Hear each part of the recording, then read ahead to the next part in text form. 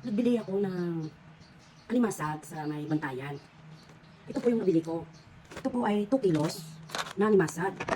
Hindi, ito lang kalalaki. Ang pinakamalaki lang nila, ito. Ito lang. May isang alimango, aliit pa.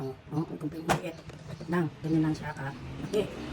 2, 4. Pero may ano pa. 2, 3, 4, 5, 6, 7, 8, 9, 10.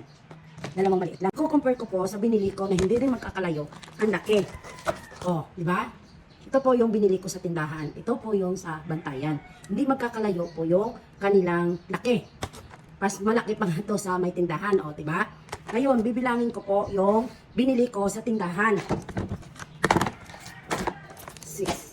8, 10. Malalaki na yan, wala pang maliit.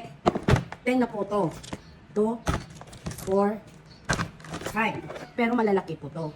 Kung iaano mo po to, mga kalating kilo din yata to. Kaya nagtaka po ako, kaya nung binili ko sa tindahan, mas marami. 10 to, 10, 12, 14, 15 piraso. Malalaki pa. Ito po. Kaya sabi ko, nagtaka ako sa binili ko na 2 kilo sa Bantayan sa tinda. Mas marami po. Kasi tinitimbang maigi to. Kasi chinecheck sa tindahan yung kiluhan. Sa Bantayan po, tingnan niyo po, ang konti lang po na binili ko sa 2 kilo. Kung sa anin mo pong malaki, pareho lang po ang laki ng alimasag. Take ko lang po siya sa maliit na lagayan.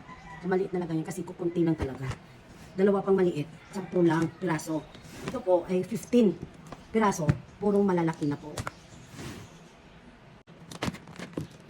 Kaya magandang buhay mga Inday Kagtuto. Pasensya na po kung ito po ay kinukumpare ko kasi po talagang nagtaka po ako sa binili ko sa tindahan at saka sa Bantayan. Kaya kulang na kulang talaga sa sobrang kaunti. Kaya pumunta uli ako kinabagaan sa tindahan kasi nakabili na rin din po ako. Kaya dito po sa tindahan, marami ako nabili. Maraming mga seafoods po dito kayo nabili. Kaya sana po ang mga tindera po na nagtitinda ng mga seafoods, sana maging tapat din po kayo sa inyong tindahan para balik-balikan po kayo ng mga customer. Kasi po kami, hindi din kami nakakakahingi sa inyo ng tawag dahil nakakaintindi din po kami sa panahon na mahirap talagang magbenta.